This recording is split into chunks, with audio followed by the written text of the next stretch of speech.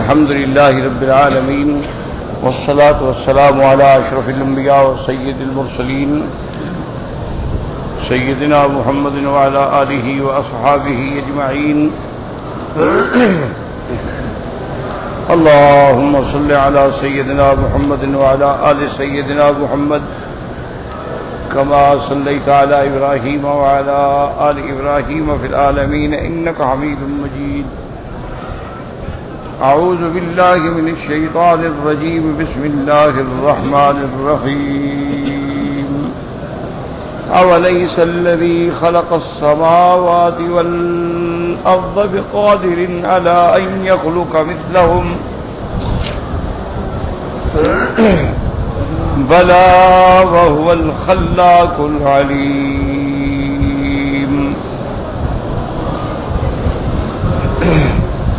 إنما أمره إذا أراد شيئا أن يقول له كن فيكون. فسبحان الذي بيده ملكوت كل شيء وإليه ترجعون. اللہ تبارک و تعالی نے کلام مقدس کی ان آیات مبارکہ میں اس بات معاد کے بارے میں دلائل کا ذکر فرمایا ہے. سورۃ یاسین کا بنیادی مضمون جو ہے جسے عماد کہا جاتا ہے وہ اس بات معاد. الحمدللہ کئی دفعہ میں نے اپنے دروس میں گزارشات پیش کی ہیں کہ تین مسئلے ہیں جو اصل ہیں، جو بنیاد ہیں، جو اساس ہیں، جن پر فلاح دارین کی دار و مدار ہے. وہ تین مسائل ہیں سارے قرآن مجید میں. سب سے پہلا مسئلہ جو ہے وہ الہیات یعنی توحید. تو یہ قاعدہ ہے کہ جب توحید کا ذکر آئے گا تو اس میں توحید کی ساری قسمیں آئیں گی. توحید الوہیت، توحید ربوبیت، توحید فی الاسماء والصفات.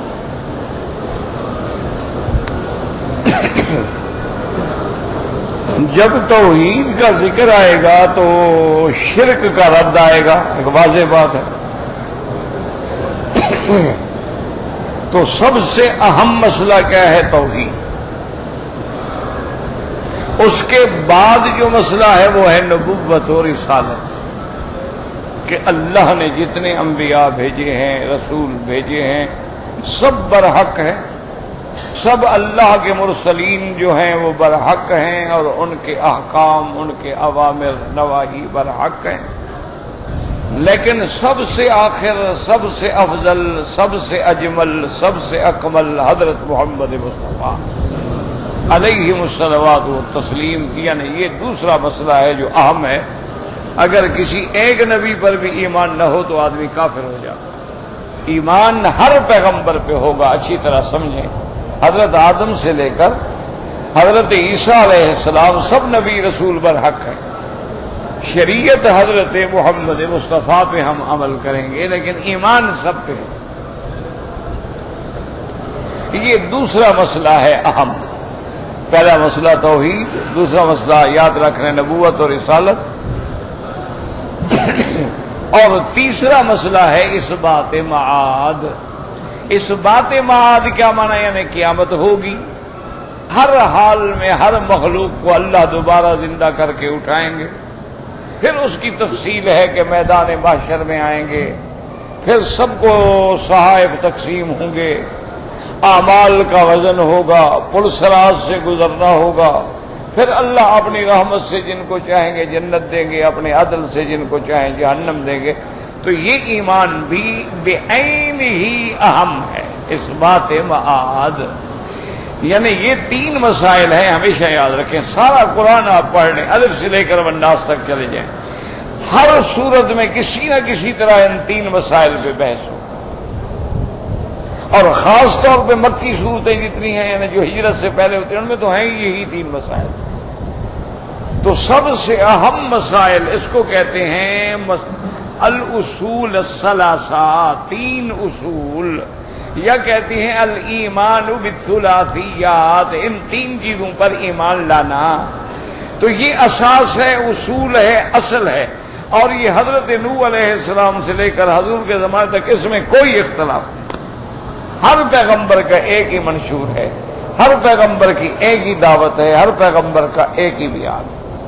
اس میں کوئی اختلاف نہیں. اختلاف ہوتا ہے فروعات میں کہ حضور کی امت پہ 30 دن کا روزے ہوئے، پہلی امتوں پہ 10 دن کے روزے تھے. حضرت موسیٰ کی امت پہ 3 نمازیں تھیں، حضور کی امت پہ 5 نمازیں. یہ تو فرق ہوتا ہے، لیکن اصول میں کوئی فرق نہیں. ہر پیغمبر نے ایک ہی دعوت دی ہے، اللہ کی توحید اور اثبات نبوت اور رسالت اور اثبات قیامت. لیکن اس کے ساتھ یہ بات سمجھ لیں کہ توحید پر جو عقیدہ ہے اس کا تعلق فطرت انسانی سے. یعنی اگر کوئی بندہ پیدا ہونے کے بعد کوئی چھوٹا بچہ ہو، اس کو آپ کسی پہاڑ کی غار میں چھوڑ دیں اور اس کو کوئی بندہ بھی نہ ملے، وہاں اللہ اس کی خود پرورش فرما دیں، کوئی انتظام کر دیں، جب بڑا ہوگا تو اللہ کو پہچانے گا. کیونکہ اللہ کی توحید کا تعلق جو ہے وہ دین فطرت ہے کہ کل مولود یولد علی الفطرت. ہر بچہ جب پیدا ہوتا ہے تو فطرت پہ پیدا ہوتا ہے، پھر ماحول اس کو بگاڑتا ہے. اگر یہودیوں کے گھر میں پیدا ہوا یہودی ہو گیا، نصرانیوں کے گھر میں پیدا ہوا نصرانی ہو گیا، ہندوؤں کے گھر میں پیدا ہوا ہندو ہو گیا، مجوسیوں کے گھر میں پیدا ہوا مجوسی ہو گیا، موحدون کے گھر میں پیدا ہوا موحد ہو گیا، مشرکوں کے گھر میں پیدا ہوا مشرک ہو گیا. یہ ماحول اس کو بناتا، ورنہ توحید تو اس کے دل و دماغ کے اندر ہے، اسی پر تو اللہ نے اس کو پیدا کیا. تو اس لیے سمجھ لیں. اچھا، توحید کا سمجھنا بھی الحمدللہ آسان ہے، لیکن اگر چاہے انسان انبیاء اور رسولوں کا سمجھنا بھی آسان ہے کہ آخر اللہ نے کائنات بنائی، بندے پیدا کیے، تو اب یہ کون ہمیں بتائے گا کن باتوں سے اللہ راضی ہوتا ہے، کن سے اللہ ناراض ہوتے ہیں. تو ایک واضح بات ہے، لیکن صاف بات ہے کہ بادشاہ ہیں، اپنے سفیر بھیجتے ہیں، اپنے پیغامبر بھیجتے ہیں، اپنے قاصد بھیجتے ہیں، اپنے ڈپٹیشن بھیجتے ہیں، اپنے وزیر بھیجتے ہیں. تو اللہ نے یہ ساری کائنات بنائی ہے، تو آخر مخلوقات کو یہ تو دیکھنا ہے نا کہ کن باتوں سے خدا راضی ہوتا ہے، کن سے ناراض ہوتا ہے. اور یہ کون بتلائے گا؟ اللہ کے رسول بتلائیں گے، اللہ کے پیغمبر بتلائیں گے. سیدھی سی بات. لیکن قیامت کا مسئلہ مشکل ہے. بس یہ اس پہ خصوصی غور کریں کہ مسئلہ معاد جو ہے یہ بڑا مسئلہ ہے، مشکل. اس کی وجہ کیا ہے؟ یہ ہے عالم غیب. اور عالم غیب جو ہے اس کا سمجھنا بڑی مشکل بات کہ مرنے کے بعد کیا ہوگا، قبر میں کیا ہوگا، سوال جواب کیسے ہوگا، نعیم عذاب کیسے ہوگا. اب یہ غیب کی باتیں ہیں، غیب کا سمجھنا تو بہت مشکل ہے. جب تک کہ اللہ تبارک و تعالی راضی نہ ہو، اللہ ہدایت کے فیصلے نہ کرے تو یہ سمجھ ہی نہیں آ سکتا. اس لیے اس بات معاد جو ہے وہ بڑا اہم مسئلہ ہے. تو آپ کئی دن سے الحمدللہ اسی مسئلے پر دلائل پڑھ رہے ہیں کہ اللہ نے اپنے بندوں کو دلائل دیے ہیں کہ میں مردہ زمینوں کو اگر دوبارہ زندہ کرنے پہ قادر ہوں، اور میں اگر کسی کافر کو مسلمان کرنے پہ قادر ہوں، میں اگر دلوں کو پھیرنے پہ قادر ہوں، میں آسمان اور زمین کو پیدا کرنے پہ قادر ہوں، تو کیا مرنے کے بعد ایک انسان کو دوبارہ پیدا کرنے پہ قادر نہیں ہوں؟ یہ کیسی بات؟ تو اس لیے اس بات معاد پر زیادہ زور ہے. اور ابتدا اس صورت کی کیا تھی؟ رسالت سے. یاسین والقرآن الحکیم انک لمن المرسلین علی صراط مستقیم تنزیل العزیز الرحیم. یاسین یہ حروف مقطعات ہیں. اللہ اعلم بمرادہ، اللہ اس کا معنی جانتے ہیں. اللہ نے فرمایا مجھے قسم ہے والقرآن الحکیم، مجھے قسم ہے قرآن کی، اس کتاب کی جو محکم کتاب ہے، جو ایسی محفوظ کتاب ہے جس کے اندر کسی ایک نقطے کا بھی رد و بدل نہیں ہو سکتا ہے، جس کے احکام کو تبدیل نہیں کیا جا سکتا ہے۔ اور اللہ قسم کھا کے فرماتے ہیں محمد مدنی انک لمن المرسلین، مجھے اپنی اس کلام کی قسم ہے، قرآن کی قسم ہے کہ تو بھیجے ہوں میں سے میرا سچا رسول ہے، علی صراط مستقیم، اور آپ سیدھے رستے پہ ہیں۔ اور میں نے آپ کو کیوں بھیجا ہے؟ لتنذر قوما ما انذر آباؤہم فہم غافلون، آپ ان لوگوں کو ڈرائیں، ان کے باپ باپ ان کو، کیونکہ ان کے پاس کوئی ڈرانے والا نہیں آیا۔ کیا مانا؟ نبی نہیں آیا، کوئی پیغمبر نہیں آیا۔ حضور صلی اللہ علیہ وسلم جب پیدا ہوئے ہیں تو آپ حضرت عیسیٰ علیہ السلام کے 600 سال پیدا ہوئے۔ 600 سال میں مکے میں کوئی نبی نہیں آئے، کوئی پیغمبر نہیں آئے، کوئی شریعت نہیں آئی، سابقہ شریعتوں کا ذکر باقی تھا، دین عیسیٰ علیہ السلام کا نام باقی تھا، ملت ابراہیم کا نام باقی تھا، دین اسماعیل باقی تھا، لیکن براہ راست کوئی نبی نہیں آیا۔ تو اللہ نے حضرت محمد مصطفیٰ صلی اللہ علیہ وعلی آلہ وصحبہ وسلم تسلیما، تو سب سے پہلے سورت میں کیا ذکر ہے؟ اس بات رسالت کہ مدنی میرا پاک رسول ہے، سچا رسول ہے، صراط مستقیم پہ ہے، آپ ڈرانے والے ہیں، کفار کو مشرکین کو جہنم سے ڈرانے والے ہیں، مومنین کو بشارت دینے والے ہیں، اس لیے ہم نے آپ کو رسول اور نبی بنا کے بھیجا ہے۔ تو اس بات رسالت، اس کے بعد بھی پھر اس بات رسالت ہے۔ اللہ تبارک و تعالی نے فرمایا وَضْرِبْ لَهُم مَثَلًا أَصْحَابَ الْقَرْيَةِ إِذْ جَاءَ الْمُرْسَلُونَ، وہ بھی اس بات رسالت۔ اب اس بات رسالت کے بعد جو ابتدا شروع ہوئی ہے وہ ہے اس بات معاد کہ قیامت برحق۔ اس میں اپنے ایمان کو محفوظ رکھنے کے لیے ایک بات یاد رکھیں کہ موت برحق ہے، مرنے کے بعد عذاب قبر یا ثواب قبر برحق ہے۔ اب یہ باتوں میں جھگڑوں میں آپ نہ پڑا کریں کہ مردے سنتے ہیں نہیں سنتے ہیں اور ان کو ثواب نہیں، جو باتیں قرآن حدیث سے ثابت ہیں بس اتنی بات پہ رہیں، نہ آگے بڑھیں نہ اس سے کمی کریں۔ اس میں کوئی شک نہیں ہے کہ مرنے کے بعد مومنین کی روح جو ہے وہ علیین میں ہے اور کافروں کے ارواح جو ہیں وہ سجین میں، اور اس میں بھی کوئی شک نہیں ہے کہ مرنے کے بعد قبر میں سوال جواب ہے۔ اسی لیے میرے آقا نے رحمت دو جہاں نے فرمایا، ایک صحابی کو دفن کرنے کے بعد آپ نے فرمایا فَاسْأَلُوا لَهُ التَّثْبِيتَ، کہ میرے صحابہ اپنے بھائی کے لیے دعا مانگو، اللہ اس کو ثابت قدم رکھے سوال و جواب میں۔ تو یاد رکھو قبر پہ کھڑے ہو کر دعا مانگنا یہ سنت ہے محمد مصطفیٰ صلی اللہ علیہ وعلا آلہ واصحابہ وسلم تسلیما کثیرا کثیرا۔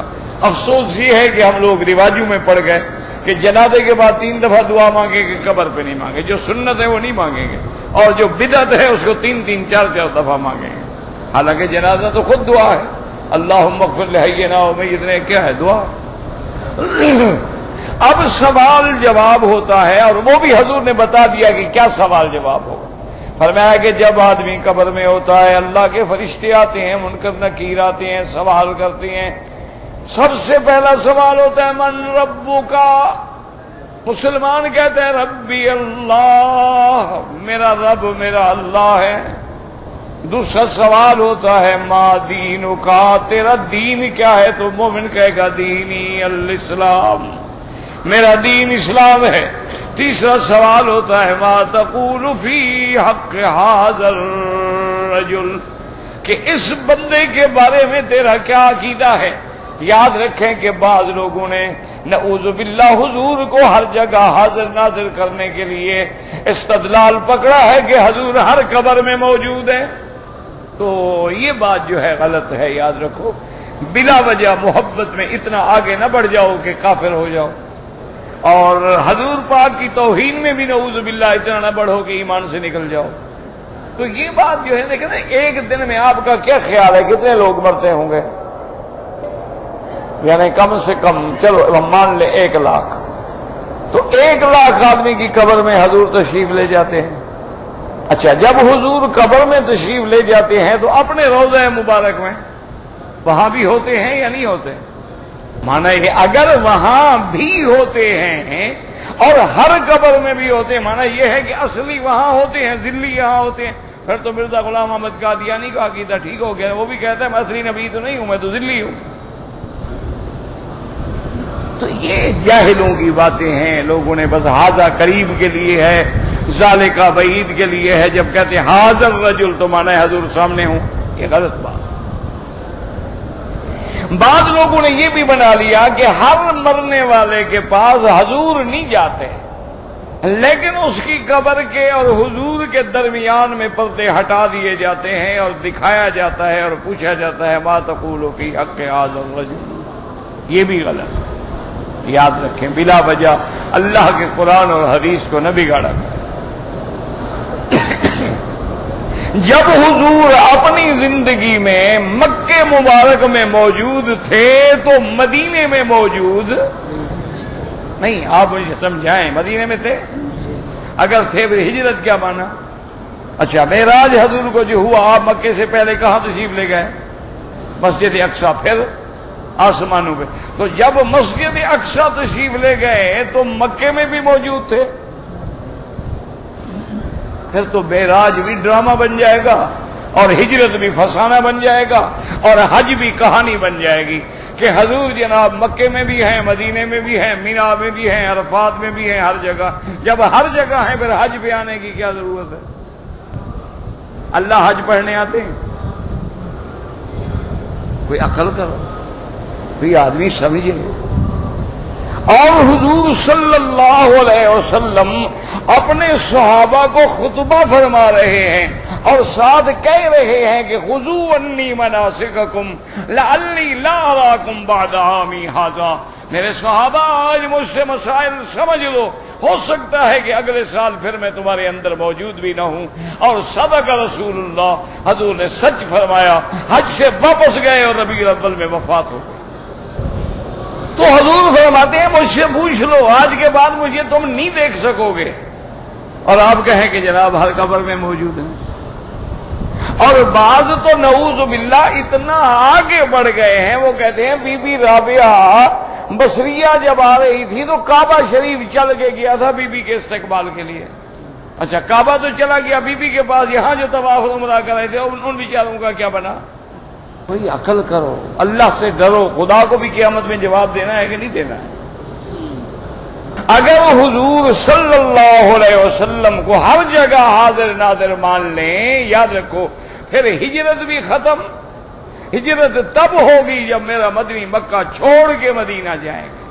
پھر معراج بھی ختم، معراج تب ہوگا کہ حضور مکہ چھوڑ کے مسجد اقصی جائیں گے، پھر آسمانوں پہ جائیں گے۔ اگر آپ ہر جگہ موجود ہے تو پھر حج بھی ختم۔ اگر آپ ہر جگہ موجود ہیں تو غزوہ بدر اور غزوہ خیبر اور غزوہ تبوک اور غزوہ خندق اور سارا دین اسلام ختم۔ اس لیے یاد رکھیں، ہر جگہ موجود ہونا جو ہے میرے اللہ کی شان ہے، اور وہ بھی علم کے ساتھ۔ یہ مانا نہیں کہ خدا خود آ جاتا ہے، بات کو سمجھا کریں۔ اللہ ہر بندے کے ساتھ ہے، ہوا معکم، وہ تمہارے ساتھ ہے تم جہاں ہو، لیکن مانا تمہارے ساتھ ہونے کا کیا ہے؟ جیسے اللہ کے نبی نے حضرت ابو بکر رضی اللہ تعالیٰ عنہ جب گھبرا رہے تھے کہ کافر پہاڑ کے اوپر کھڑے ہیں، ان کے پاؤں نیچے سے نظر آ رہے تھے، وہ جو درمیان کے اندر غار کے چھت کے پہاڑ کے اندر جو درزیں تھیں ان سے ان کے پاؤں بھی نظر آ رہے تھے۔ حضرت ابو بکر نے عرض کیا کہ یا رسول اللہ لو انہم رأوا تحت ارجلہم، اگر کافروں نے اپنی نظریں اپنے پاؤں کی طرف کر لی تو ہمیں بھی دیکھ لیں گے اور ہم پکڑے جائیں گے۔ حضور نے فرمایا ما ظنک باثنین اللہ ثالثہما، ابو بکر تمہارا کیا خیال ہے ان دو بندوں کے ساتھ جن کے ساتھ تیسرا خدا ہو، ان کا کوئی کیا بگاڑ سکتا ہے؟ اس لیے قرآن نازل ہوا ثانی اثنین اذ ہما فی الغار اذ یقول لصاحبہ لا تحزن ان اللہ معنا۔ جب آپ اپنے ساتھی کو، اپنے صاحب کو اس لیے یاد رکھیں جو ابو بکر کے صحابی ہونے کا انکار کرے اس کے کفر میں کوئی شک نہیں، وہ قرآن کا منکر ہے۔ اذ یقول لصاحبہ لا تحزن ان اللہ معنا، اللہ ہم دونوں کے ساتھ ہے۔ کیا مانا؟ یعنی غار میں تھے اللہ، حضور ابو بکر جو بیٹھے تھے، تیسرا خدا بیٹھا تھا، یہ مانا ہے ساتھ ہونے کا، ہر جگہ جو حاضر ناظر ہے۔ اس طرح قرآن کہتا ہے اذا سألک عبادی انی، میرا مدنی جب لوگ آپ سے پوچھیں کہ ہمارا خدا ہم سے دور ہے کہ قریب ہے، بتا دو انی قریب، میں ان کے قریب ہوں، اجیب دعوت الداع اذا دعان، میں ہر کسی کی دعا سنتا ہوں جب مجھے پکارتے ہیں، میں ان کے ساتھ ہوں۔ میرا اللہ تم کتنے ساتھ ہو؟ فرمایا نحن اقرب الیہ من حبل الورید، میں ہر بندے کی شاہ رگ سے بھی زیادہ قریب ہوں۔ کیا مانا؟ انتر ہے یعنی خدا۔ مسئلے کو سمجھو، یہی تو لوگوں کو دھوکہ لگا نا، اسی لیے تو کہہ بیٹھے نا کہ منصور نے کہا تھا الحق خدا اندر تھا، اسی لیے تو کہہ بیٹھتے ہیں نا کہ مولا علی کے اندر چلا گیا ہے۔ یہ حلولیہ کا جو فرقہ ہے کافر فرقہ ہے، یاد رکھو اللہ کے ساتھ یا اللہ کے ہر جگہ ہونے کا کیا معنی ہے سمجھو۔ اللہ نے فرمایا موسیٰ و ہارون اذهبا الی فرعون انہ طغی، اللہ نے حکم دیا موسیٰ و ہارون جاؤ فرعون کے پاس، سرکش ہو گیا ہے، اس کو جا کے میری توحید کی دعوت دو۔ انہوں نے کہا اللہ میں جانے کے لیے تو حاضر ہوں، مجھے ڈر لگتا ہے۔ انہوں نے کہا اللہ آپ کا حکم ہے میں جاتا ہوں، لیکن مجھے ڈر لگتا ہے، فرعون بڑا بدبخت ہے، FIR پڑی ہوئی ہے، ایک بندہ میرے ہاتھ سے مر گیا تھا۔ اب سمجھو قرآن کو، خدا کے لیے قرآن سمجھا کرو، نہ قرآن کو بدلا کرو اور نہ اپنے عقیدوں کو تباہ کیا کرو۔ اللہ نے فرمایا لا تخافا، موسیٰ ہارون مت ڈرو، کیوں؟ اننی معکما، میں تم دونوں کے ساتھ ہوں۔ کیا مانا؟ میں ساتھ چل رہا ہوں، یعنی ایک موسیٰ ایک ہارون تیسرا خدا ساتھ جا رہا ہے۔ جیسے اب جاہلوں نے عقیدہ بنایا ہے اللہ میاں اور پیران پیر جو ہیں جنت میں ہاتھ ڈالے سیر کر رہے تھے، اللہ کے ہاتھ میں ہاتھ دیا ہوا تھا، پیران پیر نے سیر کر رہے تھے، کہتے ہیں جی وہاں کیلے کا چھلکا پڑا تھا، اللہ میاں کا پاؤں پھسل گیا اور پیران پیر نے پکڑ کے اللہ کو روک لیا۔ تم نے کہا آج کے بعد دستگیر ہو، تم نے میرا ہاتھ پکڑ کے روکا ہے، بس ساری دنیا کے لیے میں نے تمہیں دستگیر بنا دی۔ پہلے تو جنت بنائی فرضی، پھر کیلا لے آئے، پھر چھلکا لائے، پھر اللہ کو پھسلا دیا۔ یعنی جھوٹ بولنے کی بھی کوئی حد ہوتی ہے۔ اصل بات یہ ہے کہ جب مولوی جھوٹ بولے نا پھر ایسے بولتا ہے۔ ایک مولوی صاحب نے متے کو جو حلال کرنا تھا، اس نے کہا جناب ایک کشتی جا رہی تھی، کشتی میں مرد بھی تھے عورتیں بھی تھیں، طوفان جو آیا تو کشتی ٹوٹ گئی، ایک لکڑی کے تختے پر ایک نوجوان لڑکی اور ایک نوجوان لڑکا آن بچے، اور وہ تختہ تیرتے تیرتے تیرتے جنگل کے اندر دریا کے کنارے پہ رک گیا، وہ دونوں اتر کے زمین پہ آ گئے۔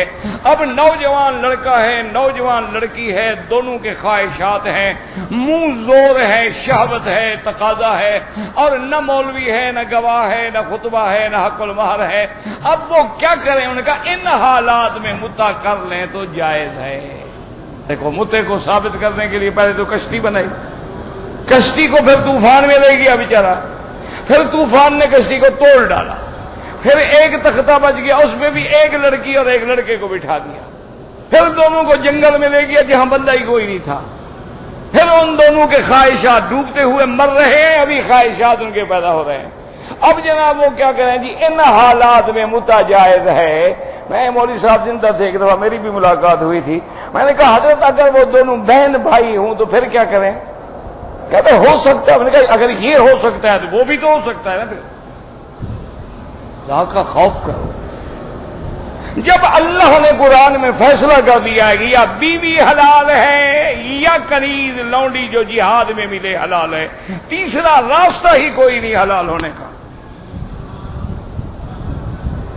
قرآن نے فیصلہ کر دیا، بات ختم ہوگی. پھر ادھر اگر مگر چنانچہ کشتی طوفان ٹوٹے پھوٹے کیا ضرورت ہے؟ اللہ نے قرآن میں والذین هم لفروجهم حافظون الا علی ازواجهم او ما ملکت ایمانهم فانهم غیر ملومین. اللہ نے فرمایا میرے مومن بندے وہ ہیں جو اپنی شرمگاہوں کی حفاظت کرتے ہیں. مرد ہے یا عورت ہے، صرف میاں بیوی حلال ہیں. یا وہ جو جنگ میں ملک الیمین کے طور پہ لونڈی تیرے نصیب میں آئے وہ حلال ہے. فمن ابتغى وراء ذلك، ان دو کے علاوہ کوئی تیسری جگہ نہیں. اگر ڈھونڈو گے فاولئک هم العادون، وہ حد سے نکلنے والے ہیں، وہ اللہ کے قانون کو توڑنے والے ہیں. صرف بیوی حلال ہے یا وہ باندی جو جہاد میں ملے. یہ باندی نہیں جو نوکر رکھ لو یا کسی غریب سے جا کے اس کی لڑکی خرید لو، یہ باندیاں نہیں ہوتی. باندی وہ ہے جو جنگ ہو، جہاد ہو، اللہ مسلمانوں کو فتح دے، کافروں کا مال مال غنیمت ہے. ان کے لڑکے لڑکیاں جو ہیں وہ اماء اور عبید ہیں، اور وہ خلیفۃ المسلمین مجاہدین میں تقسیم کرے گا. جس کے نصیب میں آئے گی اس کے لیے وہ ملک الیمین حلال ہوگی. اب نہ جہاد ہے نہ خریدے ہیں. یہ لوگ کہتے ہیں نا اسلام نے لونڈی لونڈی لونڈی حلال کر دی. چلو مجھے آپ بتائیں، ہم نے جنگ کی، اب جنگ میں دشمن کی لڑکی آ گئی، کیا کریں؟ آپ مجھے حل بتائیں نا. اگر ان کو دوسرے ملک میں بھیجیں تب بھی وہ ساری زندگی گناہ کریں. ان کو جیل میں ڈال دے تو کس جرم میں؟ انہوں نے جرم کیا کیا ہے؟ اللہ نے تو ان کے سر چھپانے کا حل نکالا ہے کہ ان کو حلال کر دیا، اور پھر حکم دیا کہ اگر آزاد کر کے بیوی بنا لو، جیسے میرے مدنی محمد مصطفیٰ نے. بی بی صفیہ خیبر کی جنگ میں آئی، حضور نے ان کو آزاد کر کے امہات المؤمنین کے درجے پہ پہنچا دیا. اس لیے یہ قرآن میں اگر مگر نہ کیا کریں. اگر یوں ہوگا اور مگر یوں ہو جائے گا نہیں. اب دیکھیں خدا کہتا ہے مت ڈرو موسیٰ علیہ السلام سے. قال لا تخافا اننی معکما، میں تم دونوں کے ساتھ ہوں. اللہ کیسی ساتھ میں اسمع و ارى، مقام میرا عرش ہے لیکن میں ہر بات سن رہا ہوں، ہر بات دیکھ رہا ہوں. جب ہر چیز میرے سامنے ہے تو میں قریب ہوں. تو اللہ ہر جگہ حاضر ناظر ہے. معیت ہے، معیت علم کہ اللہ کا علم ہر چیز کو محیط ہے، ذرہ ذرہ اس کے علم کے سامنے. اس کا معنی ہے وہ ساتھ ہیں، اس کا معنی ہے وہ قریب ہیں. یہ معنی نہیں ہوتا کہ اللہ ہمارے ساتھ بیٹھے ہیں، اللہ اندر آ گئے، اللہ حلول کر گئے، اللہ پیر سائیں کے اندر، اللہ حضرت علی کے اندر. غلط بات ہے. اللہ کی معیت علم ہوتی ہے یا معیت نصرت ہوتی ہے. جیسے اللہ پاک نے فرمایا میرا مدنی میدان بدر میں وَلَقَدْ نَصَرَكُمُ اللَّهُ بِبَدْرٍ وَأَنْتُمْ أَذِلَّةٌ. میرا مدنی آپ نہ گھبرائیں، آپ کمزور تھے، آپ ضعیف تھے، لیکن میری مدد پہنچ گئی. اللہ کی معیت نصرت ہوتی ہے یا معیت علم ہوتی ہے، یاد رکھو. ورنہ کوئی پیغمبر، کوئی نبی، کوئی رسول حاضر ناظر نہیں ہوتے. سب اللہ نے ان کو اپنا اپنا مقام دیا ہے. میرے مدنی کا مقام بھی جو ہے وہ روضہ مبارک ہے. اب جب قبر میں سوال ہوتا ہے اس کا کیا معنی ہے؟ من ربک، تیرا رب کون ہے؟ اب رب قبر میں ہے. ما دینک، تیرا دین کیا ہے؟ اور تیسرا سوال ہوگا ما تقول فی حق ھذا الرجل الذی بعث فیکم، تم اس کے بارے میں کیا عقیدہ رکھتے ہو جن کو اللہ نے نبی بنا کے بھیجا تھا؟ یہ نہیں کہ حضور ہوں گے یا دیوار کھلے گی یا قبر کھلے گی، یہ سب باتیں ہیں کس سے ہیں؟ چونکہ حضور کی شان ہی ایسی ہے کہ سوال ہو رہا ہے اللہ کی ربوبیت سے، اسلام کی حقانیت سے اور محمد مصطفیٰ کی رسالت سے۔ اب مومن فوراً کہے گا محمد الرسول اللہ، میرا ایمان ہے اللہ کا نبی ہے، اور کافر کہے گا ہاں لا ادری، ہائے افسوس مجھے پتہ نہیں۔ اس لیے ہمیشہ یاد رکھیں کہ عذاب قبر بھی حق ہے اور نعیم قبر بھی حق ہے۔ اللہ چاہتے ہیں قبر کو جنت کا ٹکڑا بنا دیتے ہیں، اللہ چاہے تو جنت قبر کو جہنم کا ٹکڑا بنا دیتے ہیں۔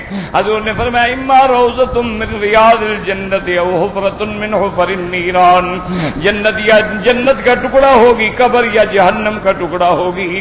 حضور سرکار دو عالم قبر کے اوپر بیٹھی ہیں اور قبر میں زغتا آتا ہے، حضور نے فرمایا سبحان اللہ۔ تو عذاب قبر بھی حق ہے، یاد رکھو۔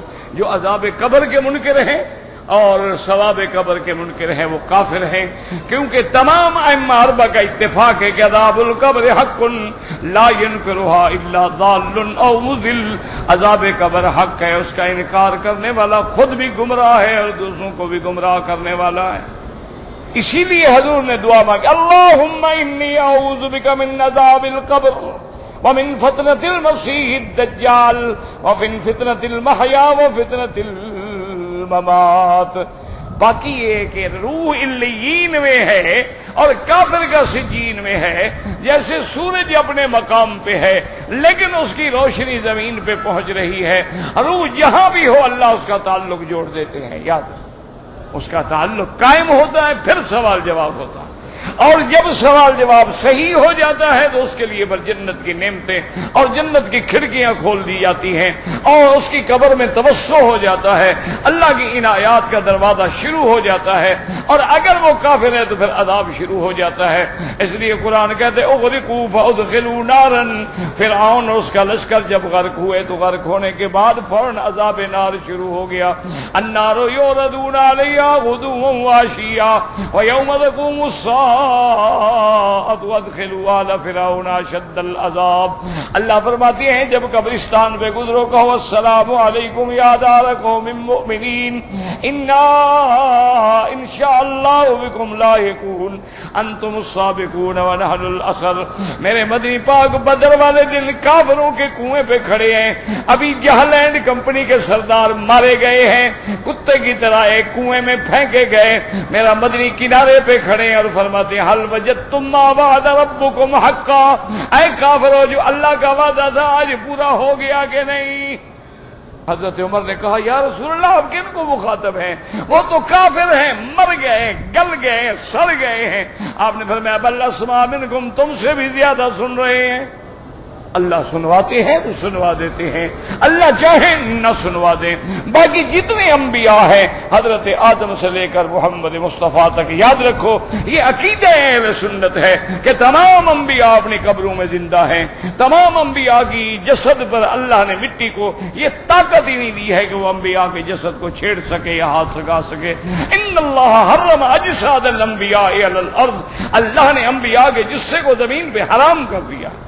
بس لیکن اتنا آگے نہ بڑھیں جیسے زندگی کا معنی یہ لوگوں نے شروع کر دیا کہ انبیاء پہ ان کی بیویاں بھی پیش ہوتی ہیں، اب یہ ظلم ہو گیا۔ جتنا قرآن میں ہے اتنا مانو، جتنا حدیث میں ہے اتنا مانو، آگے نہ بڑھو۔ آگے بڑھو گے تو پھر بھی جہنم ہے، پیچھے ہٹو گے تو پھر بھی جہنم ہے۔ اصل کامیابی تب ہے کہ آدمی صراط، حضور کی صحیح حدیث ہے ما من مسلم یسلم علیہ، جو مسلمان میرے مزار پہ آ کے میرے روضے پہ آ کے سلام پڑھتا ہے میں سلام سنتا ہوں، اس کا جواب بھی دیتا ہوں۔ بس اتنی بات، نہ بڑھاؤ نہ گھٹاؤ۔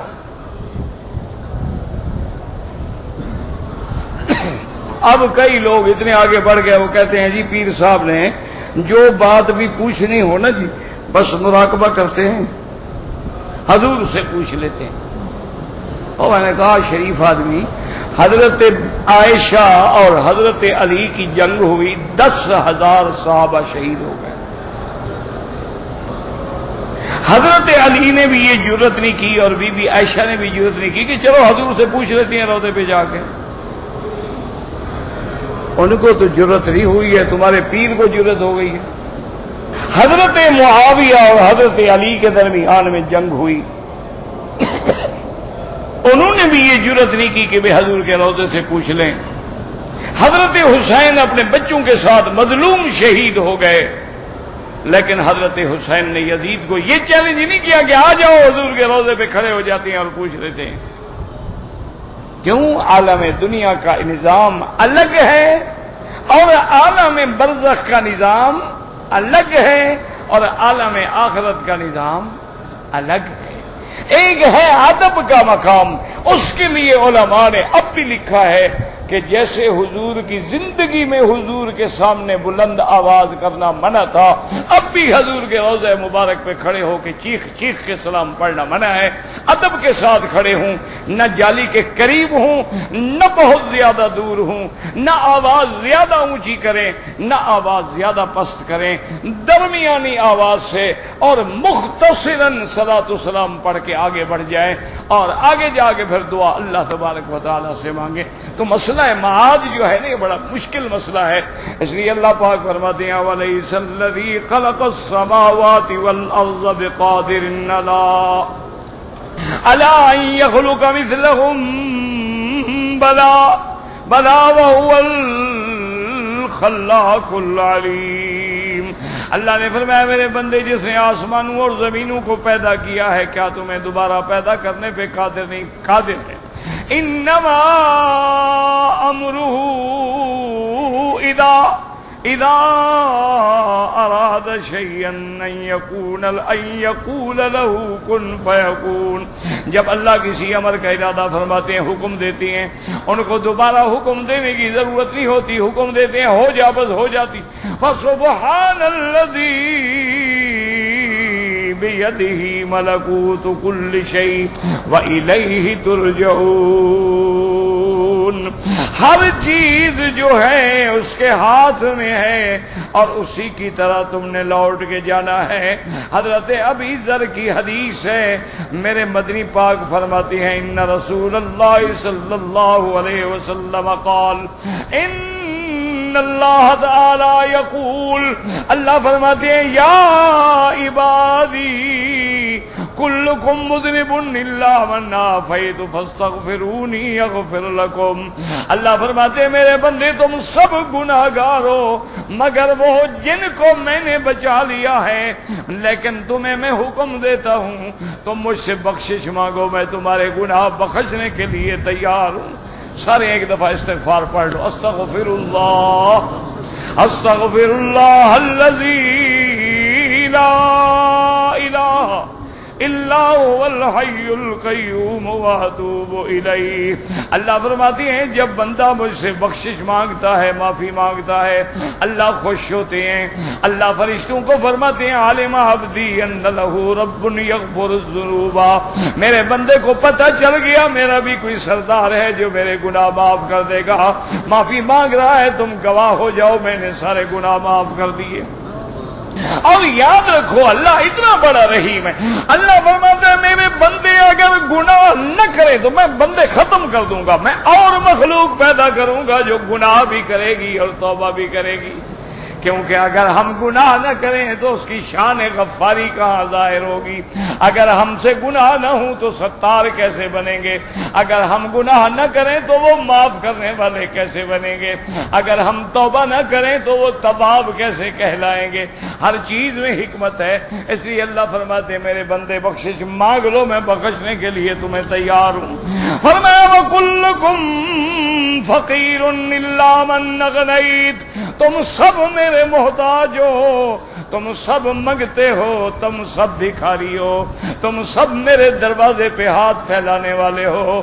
یا ایھا الناس انتم الفقراء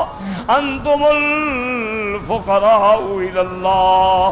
اللہ فرماتے ہیں مگر میں جس کو غنی کروں انی جواد ماجد واجد افعل ما اشاء.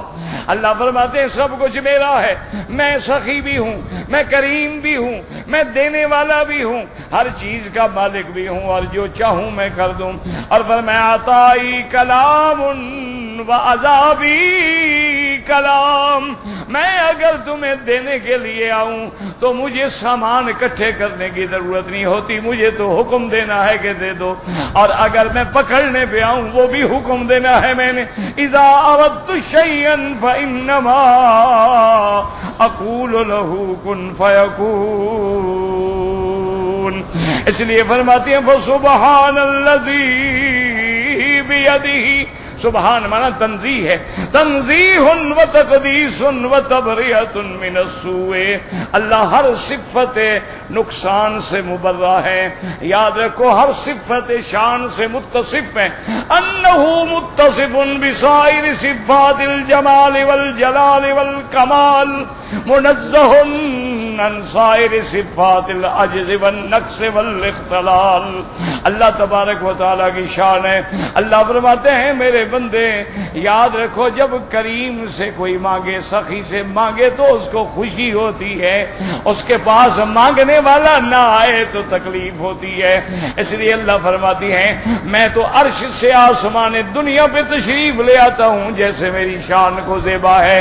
اور اس کے بعد فرماتی حل من مستغفر، ہے کوئی بخشش مانگنے والا، ہے کوئی رزق مانگنے والا، ہے کوئی چیزیں طلب کرنے والا. اللہ پکار پکار کے کہتے ہیں کہ بندے مجھ سے مانگو. اب وہ کتنا بد قسمت ہے، اللہ بلائے مجھ سے مانگو اور یہ غیروں کے پاس جائے کہ جناب میری درخواست پہنچا دو. اور جس کو درخواست دینی ہے وہ تو کہہ رہا ہے کہ آؤ مجھ سے کام کراؤ. اللہ صحیح عقیدہ نصیب فرمائے. اللہ ہر مسلمان کو گمراہی سے محفوظ کرے. میں نے میری بیوی کو ٹیلی فون پہ 2 طلاق دے دیا، ہو گیا جناب، پکا ہو گیا. جب تم خود کہہ رہے ہو میں نے طلاق دے دیا بات ختم ہو گئی.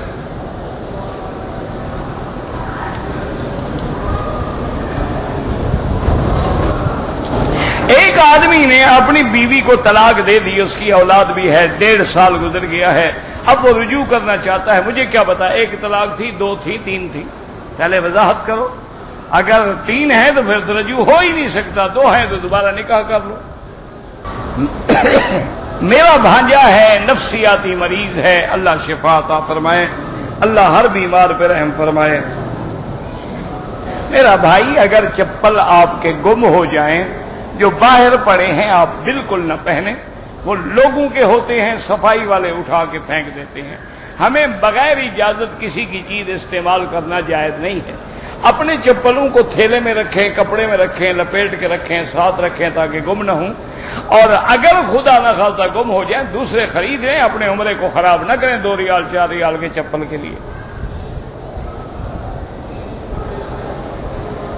اگر کوئی آدمی آج کل ویڈیو کیمرے سے اپنے گھر والوں کی فلم بنائے، ہاں جی بالکل بنائے، اور لوگوں کو بھیجے، دکھائے اپنے گھر والے، ان کی زیارت کروائے اور وضاحت کرے کہ یہ میری بیگم ہے، یہ میری بیٹی ہے، اور یہ میری بہن ہے، اور یہ میرا فلاں رشتہ ہے، اور دیکھو ان میں کیسا قد ہے، کیسا چہرہ ہے، کیسی شکل ہے. وضاحت کرو، فائدہ ہے، تاکہ لوگ ہر گھر کی نئی فلم دیکھیں نا. پرانی دیکھ دیکھ کے تو تنگ آ گئے لوگ. بنانے والے پر بھی لعنت، بنوانے والے پر بھی لعنت، لوگوں کی فوٹو دیکھنے والے پر بھی لعنت، دکھانے والے پر بھی لعنت. نبی نے بھیجی ہے لعن اللہ المصور والمصور لا. باقی تمہاری مرضی ہے، تم نے کیا کرنا ہے. کہتے تھے کہ ہمارے ملک میں عورتیں غلط لباس پہنتی. دعا کرو اللہ ہدایت دے، حیا دے. جب تم ویڈیو فلمیں بناؤ گے تو وہ کیسا لباس پہنیں گے؟ وہ تو پھر ویڈیو والا لباس ہوگا نا. تم نے اگر نئی تہذیب سے فائدہ اٹھانا ہے تو انہوں نے بھی تو پھر نئی تہذیب والے کپڑے پہننے ہیں. میرا بھائی عصر کی نماز سورج ڈوبنے سے پہلے پہلے تک ہو سکتی ہے اگر مجبوراً کسی نے نہیں پڑھی، ورنہ حضور نے فرمایا جب سورج پیلا ہو جائے اٹھ کے عصر کی نماز ادا کریں. صلاۃ المنافق ہے، یہ منافق ہے. رکن یمانی پہ موقع ملے تو ہاتھ لگائیں. بسم اللہ اللہ اکبر وللہ الحمد. اللہم انی اسألک العفو والعافیہ. ربنا آتنا فی الدنیا حسنۃ وفی الآخرۃ حسنہ. اگر ہاتھ لگانے کا موقع نہ ملے تو اشارے کی کوئی ضرورت نہیں. زندہ لوگوں کے لیے آپ طواف اپنے لیے کریں، ان کے لیے دعا کریں. کہتے ہیں جی کہ انٹرنیٹ پہ آیا ہے کہ دل میں علم ڈالا نہیں ڈالا. گزارش یہ ہے جی کہ آپ پہلی حدیث بخاری شریف کی پڑھیں، اس کے پڑھنے کے بعد پھر مجھ پہ اعتراض کریں. پہلی حدیث تو پڑھ لو، چلو ساری بخاری نہ پڑھو. پہلی حدیث میں ہے کہ جبریل نے حضور سے کہا اقرا پڑھو، حضور نے کہا میں پڑھا ہوا. تو پھر جبریل نے حضور کو سینے سے لگایا، اس کے بعد کہا اقرا، تو حضور نے پڑھ لیا. کیا ہوا؟ کیا وجہ تھی؟ اس حدیث کو جب سمجھ لو پھر مجھ پہ اعتراض کرو.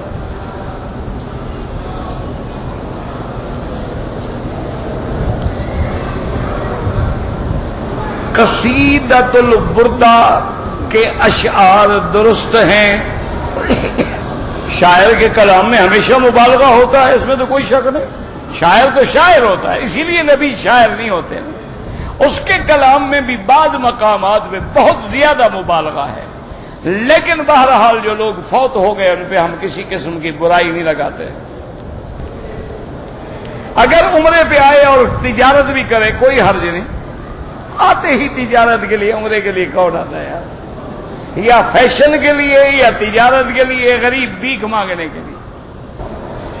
آج کل لوگ کعبہ شریف کی ایک کعبے کی تصویر بنانا جائز ہے، حرم کی تصویر بنانا جائز ہے. ذی روح چیزوں کی یعنی انسانوں کی، بندوں کی، پرندوں کی، جانوروں کی، وہ حرام ہے.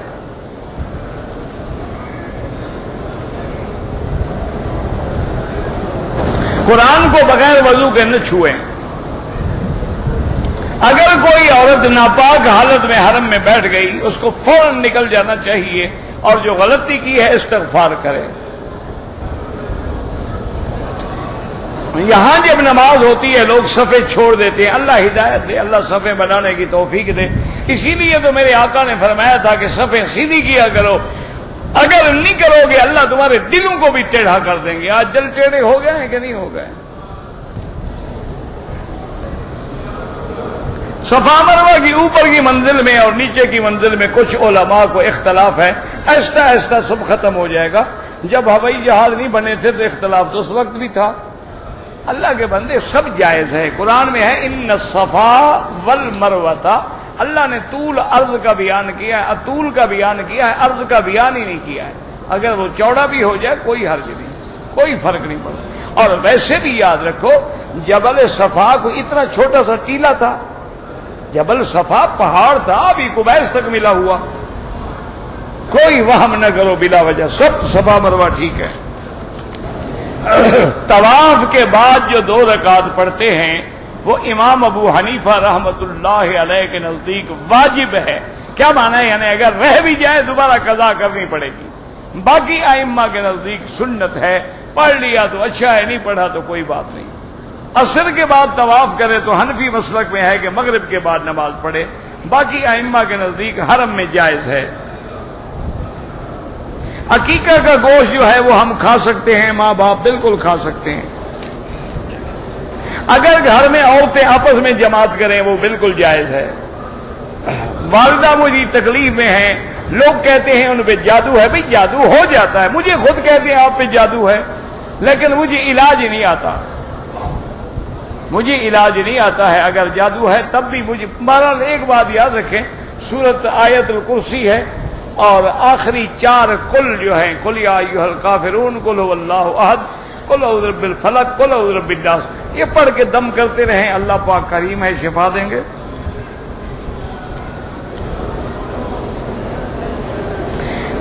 میں مکے میں رہتا ہوں، حج عمرہ کیا ہے، والدہ زندہ ہے، ان کی طرف سے حج کیا، ٹھیک ہے کوئی حرج نہیں. والدہ کی طرف سے حج کیا، بڑا اچھا کیا. کہتا جی کہ میں نے اپنے دوست کو کچھ رقم دیا تھا قرضہ، اب وہ غریب ہے، قرضہ مجھے ادا نہیں کر سکتا تو میں زکوٰۃ کے حساب میں معاف کر دوں. یعنی اللہ کو وہ دے رہے ہو جو ڈوب گئی ہے رقم. دیکھو کتنا چالاک آدمی ہے. یعنی جو پیسہ ڈوب گیا وہ خدا کے سے، جو اس کے پاس ہے وہ اس کا ہے. وہ جناب زکوٰۃ ادا نہیں ہوتی.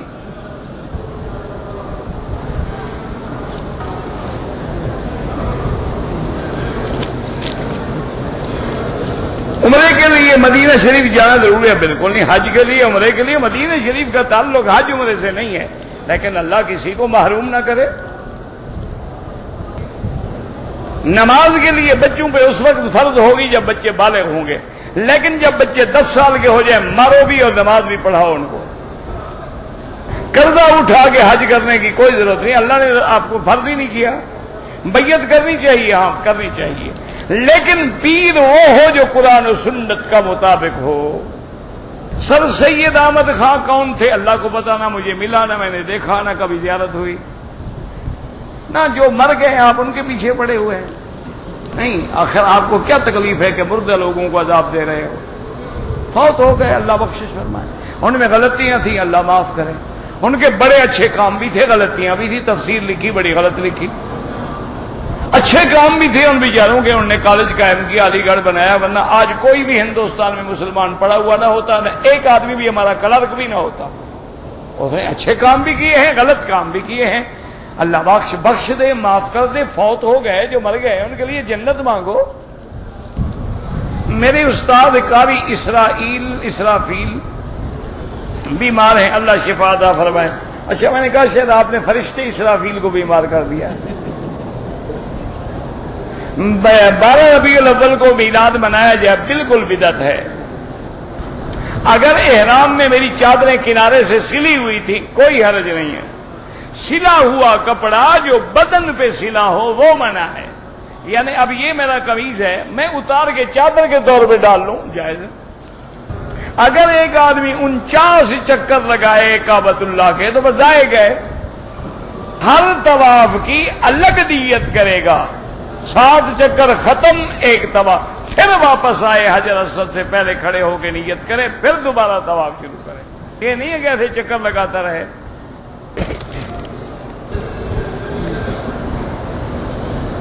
مجھے اب میرے میاں نے اپنے ہوش حواس میں 3 طلاقیں دی ہیں تو میری بیٹی پکی ہو گئی طلاق. اب کوئی حل نہیں ہے. اپنے آپ کو لٹکا کے نہ رکھو، دوسری جگہ شادی کر لو. اگر احرام کی حالت میں پن لگ جائے اور خون نکل آئے کچھ بھی نہیں ہوتا. نماز کے دوران خارش ہو گئی، ناک صاف کیا، کچھ نہیں ہوتا. نماز جنازہ میں 1 سلام پھیرو جائز ہے، 2 پھیرو جائز ہے. نمازی کے آگے نہ گزرا کریں. حرم میں جو لوگ صفائی کرتے ہیں ان کو خیرات دینی چاہیے، بالکل دینی چاہیے. زیادہ مستحق ہیں، کسی سے مانگتے تو نہیں ہیں نا بیچارے. اور 500-600 ریال تنخواہ میں کیا ہوتا ہے بلا؟ اگر کوئی آدمی مینا عرفات میں اس کو غسل کی حاجت آ جائے غسل کرے، اور کیا کرے، کوئی بات نہیں. مقتدی کی فاتحہ اگر حنفی ہے نہ پڑھے، شافعی ہے پڑھا کرے. جو ہمارے رشتہ دار فوت ہو گئے ان کے لیے ہم عمرہ کریں، طواف کریں، بالکل کریں. میں نے عمرہ کیا اور سر کے بال نہیں منڈائے، دم پڑ گئی. بال بھی منڈاؤ، دم بھی ادا کرو.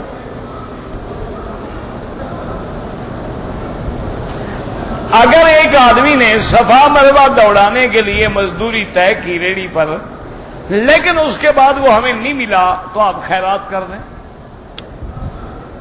اگر آدمی حرم میں سو جائے، نیند آ جائے، وضو ٹوٹ جاتا ہے، دوبارہ وضو کے بغیر نماز پڑھنا ناجائز ہے. توبہ کرنے سے سارے گناہ کبائر بھی معاف ہو جاتے ہیں. ہاں بالکل، کبیرہ بھی معاف ہو جاتے ہیں، صرف حقوق العباد معاف نہیں ہوتے. اگر آپ نے کسی کے پیسے دینے ہیں، قرضہ دینا، وہ معاف نہیں ہوتا، چاہے لاکھ توبہ کرو. ربنا تقبل منا انك انت السميع العليم وتب علينا انك انت التواب الرحيم. اللهم لا تدع لنا ذنبا الا غفرته ولا هما الا فرجته ولا عيبا الا سترته ولا كربا الا نفسته ولا ضالا الا هديته ولا فسادا الا اصلحته ولا مريضا الا شافيته ولا ميتا الا رحمته ولا حيا الا هديته ولا حاجة من حوائج الدنيا والآخرة الا قضيتها ويسرتها يا ارحم الراحمين. یا اللہ عالم اسلام کی عزت کا فیصلہ فرما. یا اللہ مجاہدین کی قدم قدم پہ نصرت فرما. یا اللہ اسلامی ملکوں کی حفاظت فرما. بلد الامین کو قیامت تک ہر فتنے سے محفوظ فرما. یا اللہ بیماروں کو شفا عطا فرما. یا اللہ بیماروں کو شفا عطا فرما، یا اللہ بیماروں کو شفا عطا فرما، یا اللہ بے دینوں کو دین عطا فرما، بے اولادوں کو اولاد عطا فرما، جن کے گھروں میں بچیاں ہیں ان کے رشتے آسان فرما، یا اللہ ہمیں مانگنا نہیں آتا بغیر مانگے عطا فرما، ربنا تقبل منا انک انت السمیع العلیم وتب علینا انک انت التواب الرحیم، صلی اللہ تعالی علی خیر خلقہ سیدنا محمد وعلی آلہ وصحبہ اجمعین۔